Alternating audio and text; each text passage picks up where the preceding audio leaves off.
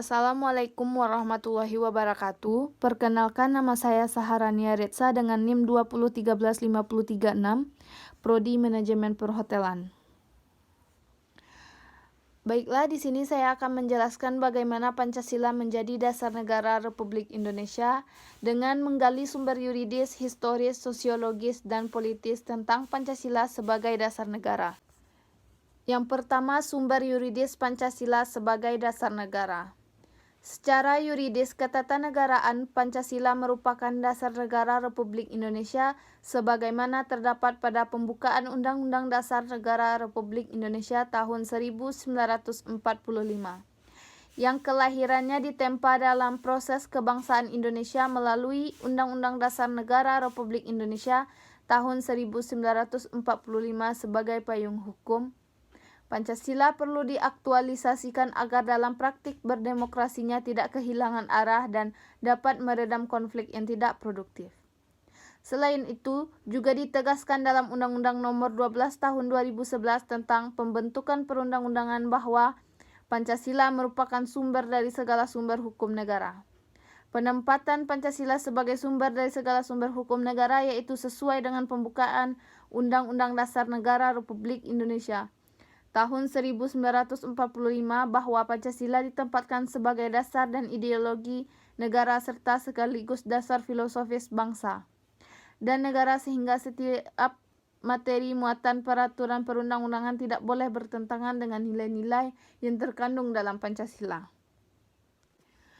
Yang kedua, sumber historis Pancasila sebagai dasar negara. Diungkapkan oleh Soekarno, dasar negara dapat disebut pula ideologi negara. Seperti dikatakan oleh Muhammad Hatta, pembukaan Undang-Undang Dasar karena memuat di dalamnya Pancasila sebagai ideologi negara. Beserta dua pernyataan lainnya yang menjadi bimbingan pula bagi politik negeri seterusnya. Dianggap sendi daripada hukum tata negara Indonesia, undang-undang ini ialah pelaksanaan daripada pokok itu dengan Pancasila sebagai penyuluhnya. Adalah dasar mengatur politik negara dan perundang-undangan negara, supaya terdapat Indonesia merdeka seperti dicita-citakan, merdeka, bersatu, berdaulat, adil dan makmur. Jelas kedudukan Pancasila itu sebagai dasar negara. Pancasila sebagai dasar negara dibentuk setelah menyerap berbagai pandangan yang berkembang secara demokratis dari para anggota BPU PKI dan PPKI sebagai representasi bangsa Indonesia. Pancasila dijadikan sebagai dasar negara yaitu sewaktu ditetapkannya pembukaan Undang-Undang Dasar Negara Republik Indonesia tahun 1945 pada 8 Agustus 1945. Pada mulanya pembukaan direncanakan pada tanggal 22 Juni 1945 yang terkenal dengan Jakarta Charter atau Piagam Jakarta. Tetapi Pancasila telah lebih dahulu diusulkan sebagai dasar filsafat negara Indonesia merdeka yang akan didirikan pada tanggal 1 Juni 1945.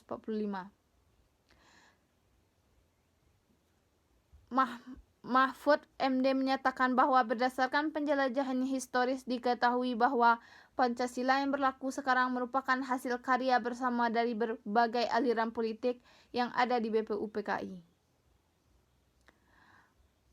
Mahfud MD menyatakan bahwa ia bukan hasil karya Muhammad Yamin ataupun Soekarno saja, melainkan hasil karya bersama sehingga tampil dalam bentuk isi dan filosofinya yang utuh seperti sekarang.